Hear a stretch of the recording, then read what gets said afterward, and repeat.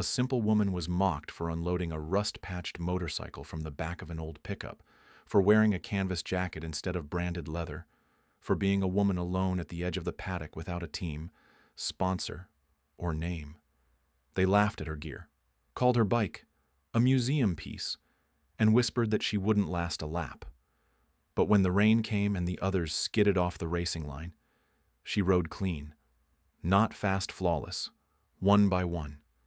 She passed them with surgical calm, her lap times climbing while theirs fell apart. By the final lap, the girl they called a joke had taken the lead, vanished from the spotlight, and left the circuit chasing her story. What remained was not just a win, but a method, a legacy, and a silence too precise to be ignored. The sky over Ridgepoint Circuit was still dark when Lena Cruz pulled into the paddock, her truck rattling quietly as it coasted to a stop near the maintenance shed. The spot was far from the media towers, the sponsor tents, and the polished chrome trailers already lining the front rows. Her headlights flicked off. Silence returned. Only the hum of distant generators broke the stillness. She stepped out wearing scuffed boots and a faded canvas jacket, her father's team patch stitched neatly above the left pocket. The jacket hung loose on her frame, its sleeves worn at the cuffs. Dust from the road clung to the fabric. She moved with the practiced rhythm of someone used to doing everything alone. Lena lowered the tailgate and pulled out the bike. It was older than any other machine on the grid, its frame rebuilt piece by piece in her father's garage. The 1986 Cruise-tuned Kawasaki bore no decals, no sponsor logos, only a hand-rubbed finish and carefully aligned bolts. The engine had a different kind of silence, one that suggested restraint, not weakness. Other teams arrived in clusters, stepping out of team vans in full leathers. Assistants unfolded pop-up canopies while mechanics rolled out gleaming machines under soft LED lighting. Cameras clicked. A drone buzzed overhead. Someone glanced her way, frowned, then turned back to their polished fairings. Lena said nothing. She didn't look up when a group passed behind her, laughing. She unpacked her tool bag, the leather softened with years of use, and began checking tire pressure with steady hands. As dawn crept over the desert hills, the paddock filled with voices, engines, and motion. Her corner remained quiet. No greetings, no attention. Just a woman and a machine, working quietly in the shadow of a world that had already decided she didn't belong. It started with footsteps, slow, deliberate, heavy with amusement. Bryce Madden circled the edge of Lena's pit like a man inspecting something pulled from a junkyard.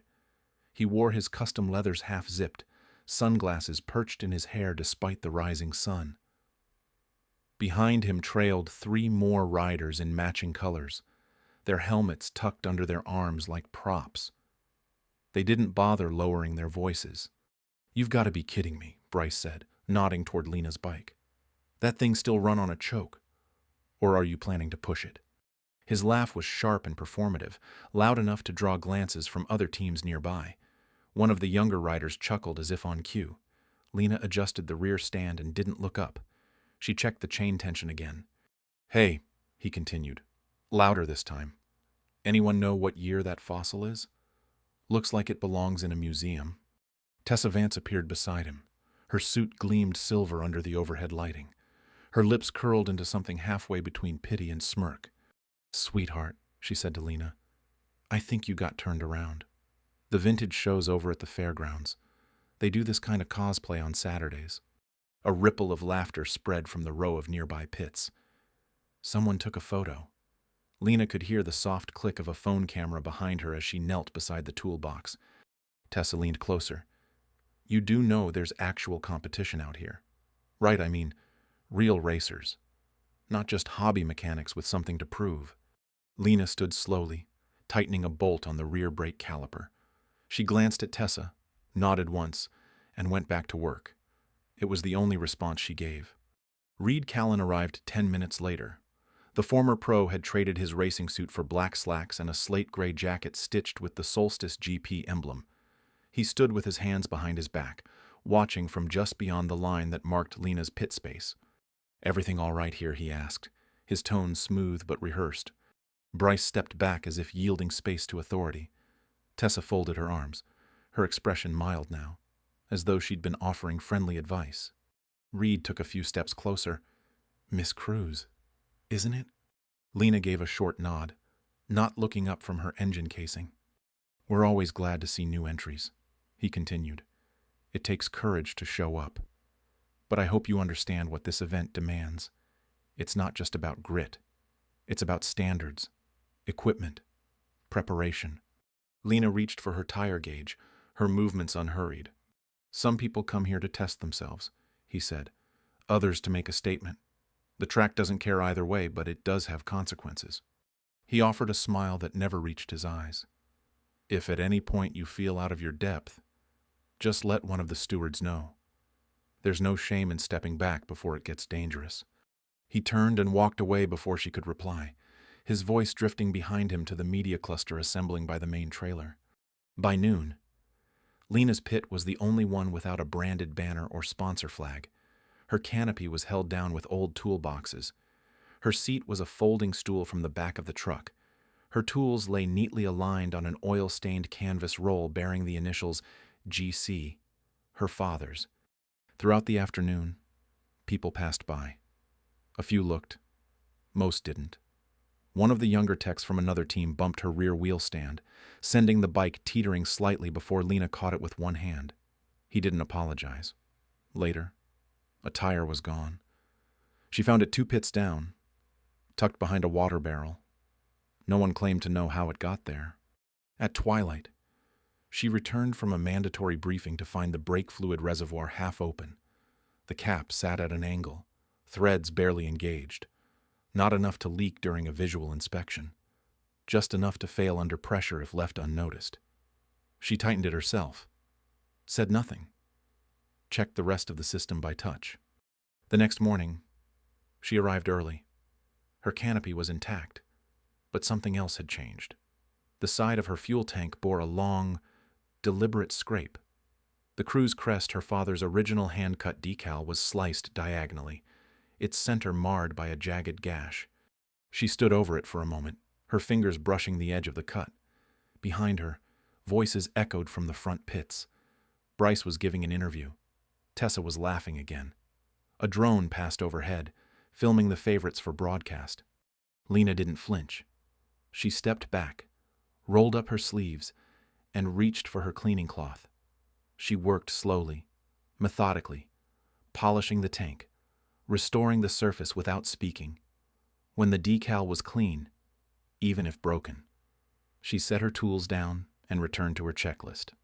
By the time the gates opened to the public and the announcer began introducing the top 10 riders over the loudspeaker, Lena Cruz was back beneath her canopy, silent, focused, out of place in every visible way, and exactly where she meant to be. After Gabriel Cruz died, the house stayed quiet. Not heavy with grief, just quiet in the way empty garages tend to be when the tools are still hung neatly on the wall and the air smells faintly of oil. Lena stayed.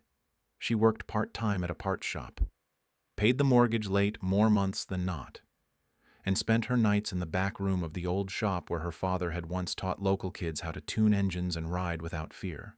She didn't throw anything away. The old calendars, the pit boards, the pegboard full of mismatched wrenches, they all stayed where he left them. What she did change was the workbench.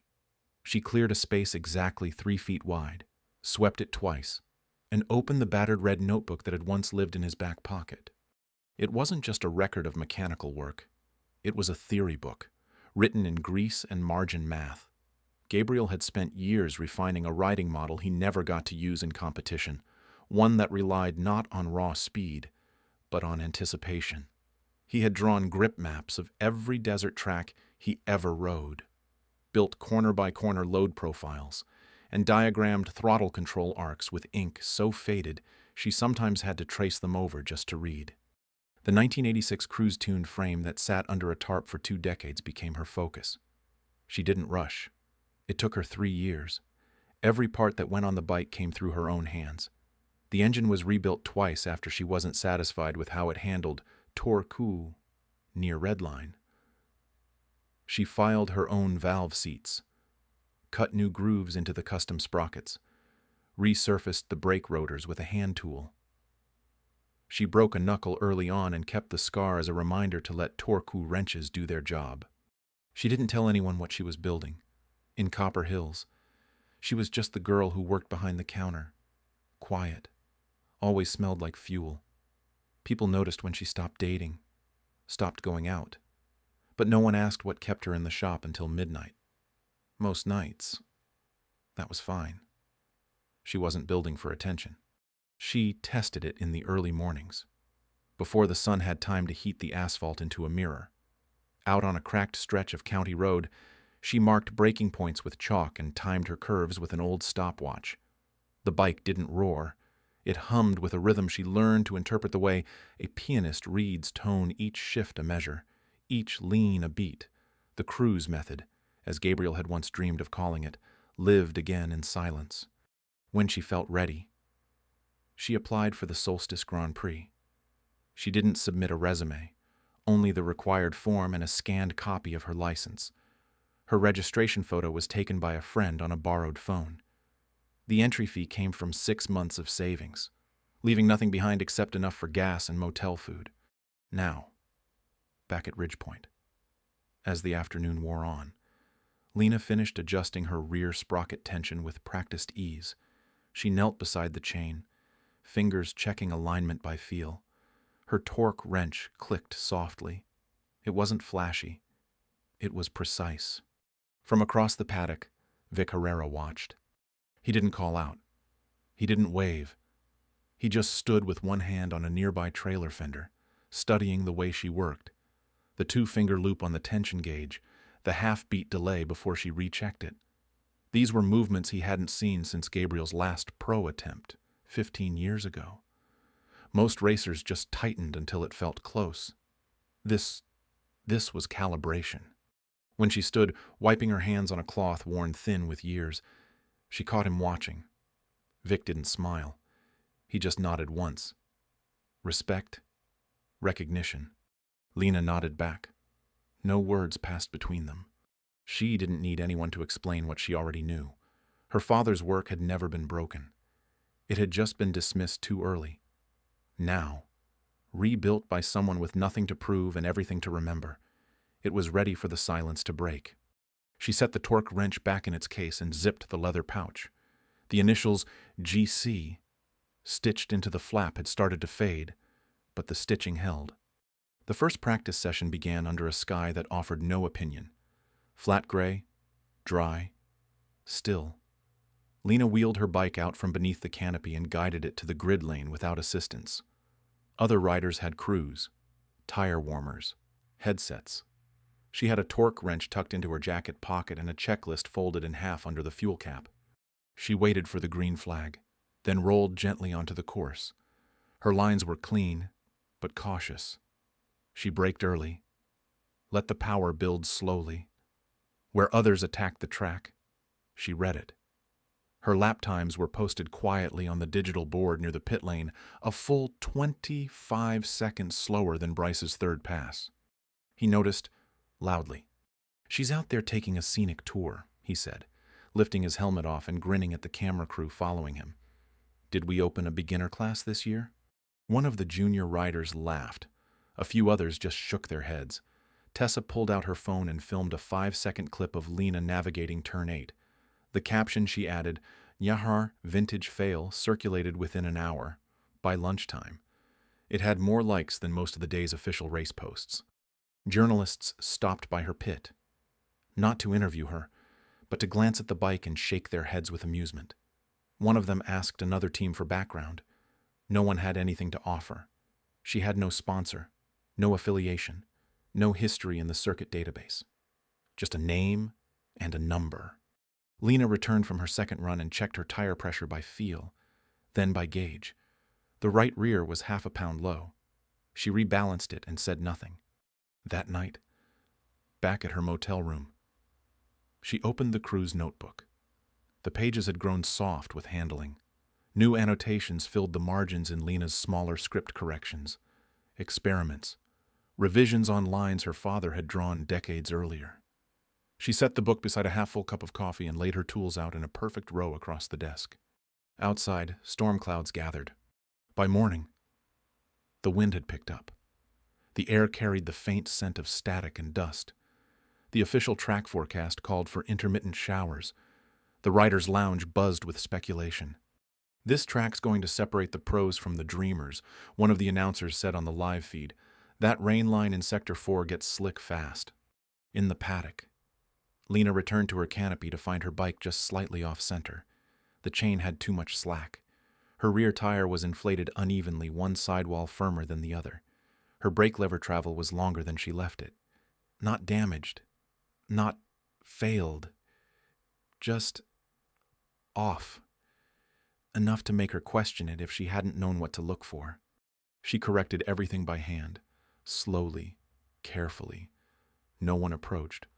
No one asked questions. Midday brought interviews with the top writers.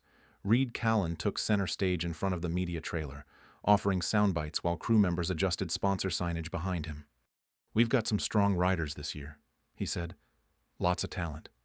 But I hope everyone out there understands what this level demands. It's not enough to want it. You have to know when you're in over your head." When a reporter asked about Lena specifically, he smiled without blinking. "Everyone's welcome here. But this isn't a school. It's a race. And sometimes, the track teaches people things they didn't know they needed to learn." His words played again that night on the diner television in the corner of the room. Lena sat alone, her tray of food untouched. The TV showed her bike for a moment blurry, from a distance before cutting to a slow-motion clip of Bryce taking a turn with practiced flair. She watched it without expression, then returned to her room and unrolled her tool pouch. The window fogged slowly as the room filled with the scent of metal and oil. She removed each bolt from the brake system and torqued it back down by hand. She checked every suspension bolt, measured rear sag, and adjusted her shifter tension. The muffled sound of distant thunder rolled in behind the motel walls. She didn't speak, didn't react. Her movements were deliberate, clean, calibrated. When everything was back in order, she closed the notebook, set it on the bedside table, and clicked off the lamp.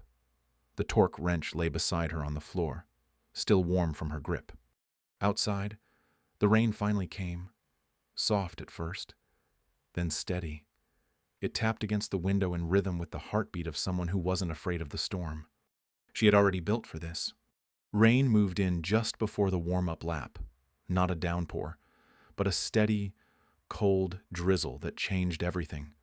The surface of Ridgepoint Circuit took on a dark sheen, slick under the lights. Crews scrambled. Riders called for wet tires, radioed adjustments, swapped visors. Tension spiked in every pit except one. Lena Cruz sat still beside her bike, her gloves already on, her helmet resting upside down on the seat. The Kawasaki had been ready for this since the moment it was built. Her tires were grooved and pressure-checked. Her throttle response was tuned for low-grip acceleration. She hadn't made changes. She didn't need to. Bryce Madden took his place on the front row, visor down, jaw tight. His team gave him final checks with nods and fast hand signals. Tessa Vance sat 2 spots behind him, her suit glossy under the damp light.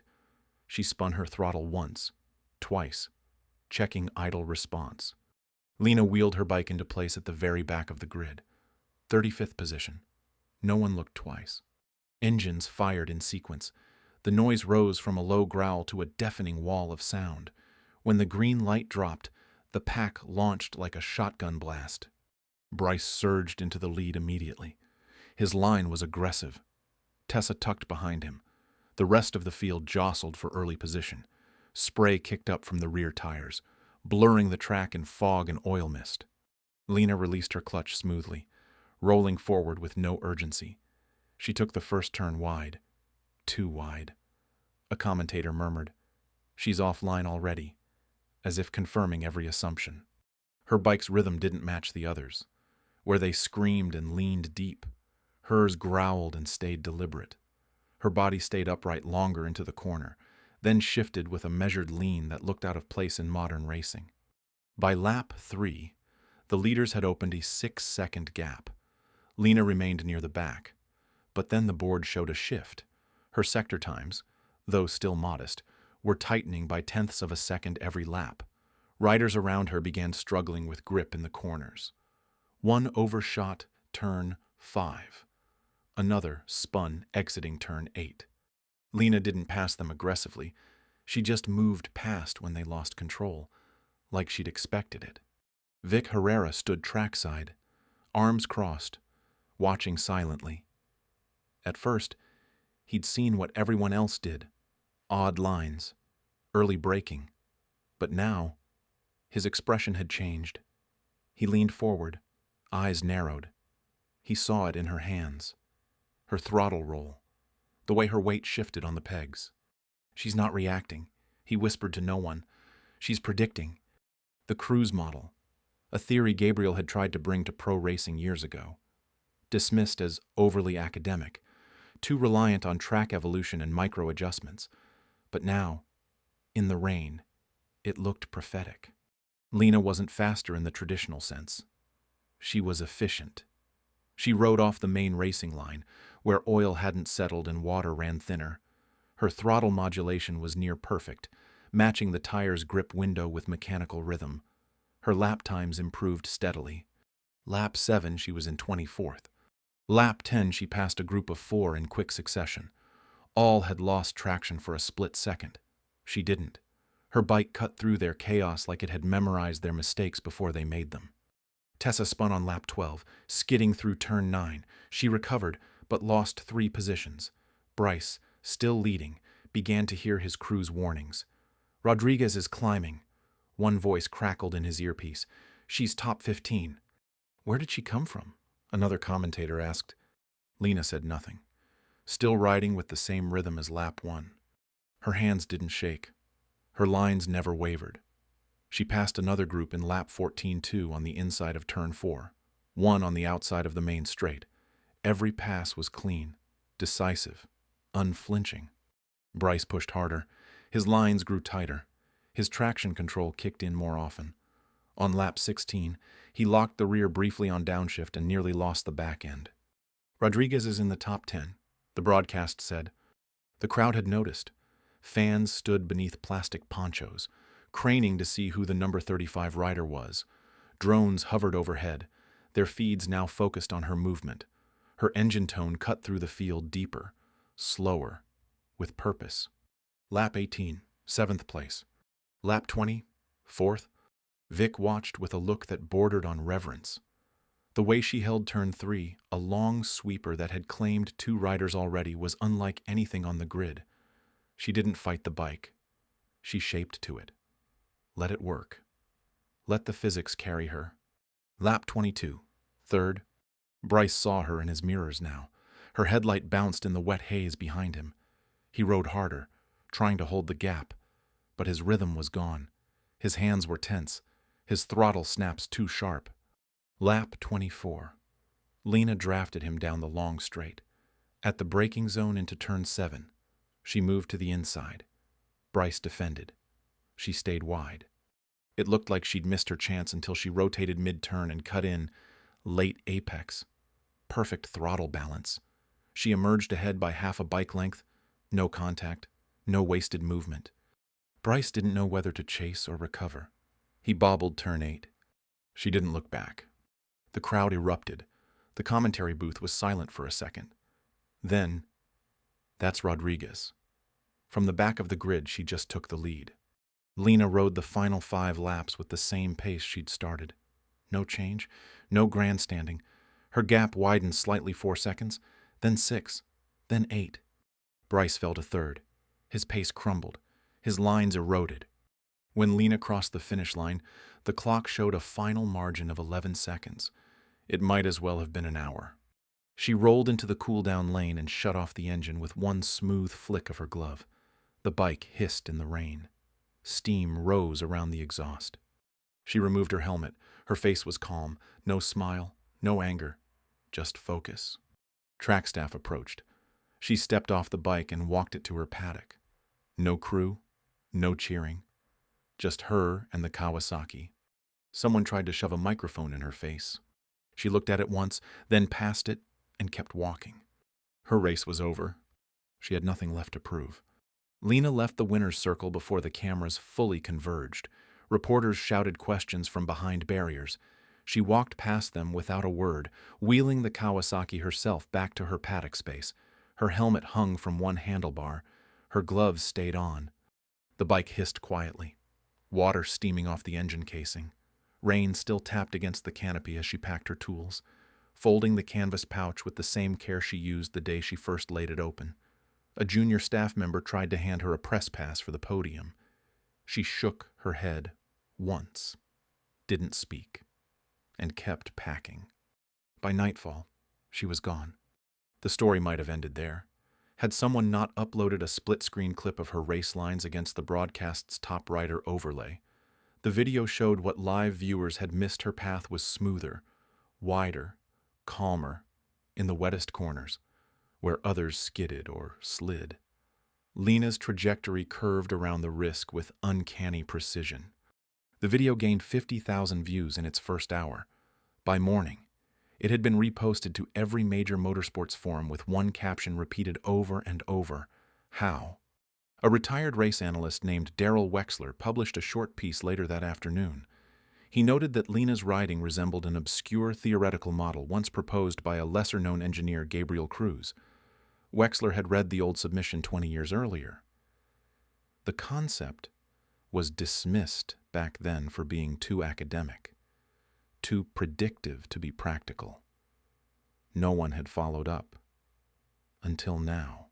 Forum users tracked down a black-and-white photo from the early 2000s showing Gabriel Cruz holding a notebook in one hand and a trophy in the other.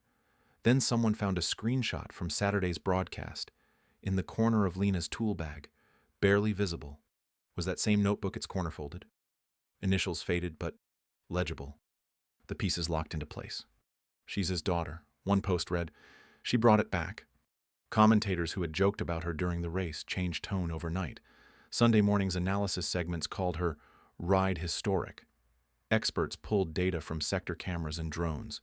Telemetry overlays revealed that her throttle response had been not just smooth, but timed down to frame-accurate adjustments that defied most modern models. She wasn't just reacting to the track. One analyst said she had it mapped down to the damp spots. The term cruise method trended for 3 straight days. Reed Callan was stopped by a reporter outside the team trailer late Sunday. When asked why he hadn't mentioned Lena's connection to Gabriel, he adjusted his collar and replied, "She didn't include it in her registration. She wanted to stand on her own." That detail became its own headline. The racer who said nothing. Legacy in silence. She didn't mention it. She showed it. Reaction videos appeared across every platform, riders pausing the race feed frame by frame, coaches explaining the implications of her brake modulation, engineers sketching what her engine tuning must have looked like to perform like that in wet conditions. And always, at the center, the same question: why didn't anyone notice? And again, the answer: because they didn't want to. Sponsors began requesting interviews. She declined. Race officials offered a re-entry bonus and exhibition invitation. No reply. A tech blog tried to reach her for a profile on her tools and rebuild process. Nothing. The only quote attributed to Lena came from a freelance writer who'd caught her as she loaded her truck. I came to remember she'd said, "That's all." The bike, once labeled junk by the commentators, was now considered an engineered masterpiece. An unofficial spec sheet was published by a vintage racers collective based on close-ups from the race feed. No one could find another like it. In less than a week, the entire perception of her ride, her method, and her silence shifted. She hadn't said a word on the podium. She hadn't held a press conference. But across the world, riders and engineers were now talking about the cruise method, not as myth, but as revelation. On a quiet forum buried beneath the chatter, one user posted a photo of their garage wall. Tacked to it, beside a diagram of gear ratios and grip curves, was a printed page from the cruise notebook. The caption was simple: "This just changed racing." After the race, Lena Cruz was gone. No press tour, no sponsor meet and greet, no social media posts. Her registration profile vanished within weeks. The number 35 entry disappeared from the public rosters of Ridgepoint Circuit, replaced only by a silent gap in the next race's program. Reporters reached out for days, then weeks, then not at all. All they had was the one quote she gave a local reporter just before leaving the paddock. "I came to remember." No forwarding address, no next event. The number on her entry form led to a disconnected line. The motel where she stayed reported that the room had been paid in cash, checked out early, sheets folded neatly on the bed. The cruise bike was never registered with any shipping company. It had been driven away, covered by tarp, in the back of a rusted-out truck that didn't appear on any media feeds. But by the end of summer, signs began to appear. In a small garage in San Luis, a group of teenage riders discovered a set of printed tuning guides left in an unmarked envelope. The torque values and suspension setups were handwritten, annotated with unusual curve diagrams. On the last page was a barely visible stamp, Cruise System Calibration V3. A month later, a junior rider in West Texas won a state qualifier on a bike with a brake system no one recognized. When interviewed, the boy shrugged and said, "Some lady showed me how to install it.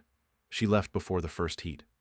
By October, a nonprofit called Apex Open quietly launched in the Southwest, offering free gear, race entry sponsorships, and custom-engineered parts to riders from small towns. Its founder remained anonymous. But one of the board members and ex-coach from the Ridgepoint paddock told a friend off the record, "It's her." You didn't hear that from me. Reed Callan stepped down from management at the end of that season. His statement was brief and cited a need for reflection. He declined all interviews. Rumors suggested he tried to reach out to Lena but received no reply. Vic Herrera saw her only once more. Months later, he was visiting a dirt oval on the edge of a high desert town. Checking on a young cousin's first race, Lena stood at the far end of the track, beside a girl no older than 15. She was wearing coveralls, hair tied back, holding a wrench. She pointed once at the throttle, once at the track's curve, and said something the girl nodded to. Vic raised a hand. Lena looked up, met his eyes, and nodded once. Then she turned back to the girl. When he blinked, she was gone. Her legend grew by absence. Commentators who once mocked her now referenced the cruise method like doctrine. It was studied in training academies. Engineers built simulation models based on her sector data. Analysts called her performance one of the greatest in modern racing, not just for what she did, but how she did it. Quietly, precisely, without taking anything from anyone else. In garages across the country, whispers spread. She showed up once here. I think she left this behind. That diagram. It looks like her handwriting. The cruise notebook became something of a relic. Photos of it circulated online. Riders swore they had seen a page. Others claimed they'd only heard the engine low. Patient. Unforgettable. But no one could find her. In the final scene, deep in New Mexico, a single bulb lit a dusty garage. A teenage girl leaned over a chipped workbench, her hair tied back, grease under her nails. Diagrams were pinned to the wall corner arcs, torque maps, tire temps under wet load. At the center of the wall hung a photocopied page from a notebook. The edges were curled. The text faded. At the bottom corner were 2 letters written in the same careful script seen in footage from a year earlier. "Elsie." The girl reached forward, hand resting on the throttle of her rebuild. Then she smiled, not for anyone watching, just for herself. Outside, a low engine hummed once, then faded down the dirt road. She didn't come to win. She came to leave something behind. Sometimes, the world only pays attention after the race is over. Lena Cruz didn't chase fame, applause, or approval. She built something beautiful in silence, let it speak for her, and then stepped away before the noise could catch up. Her story reminds us that greatness isn't always loud. It doesn't need a spotlight to shine. Real strength can come from solitude, from purpose without permission, from showing up even when no one expects you to belong. Maybe you've felt that too, overlooked, underestimated, quietly capable. If this story moved you, share your thoughts in the comments. We'd love to hear where you're watching from and what moments stayed with you. And if you believe in the power of quiet strength, follow for more stories like this where dignity leads and truth arrives without needing to announce itself.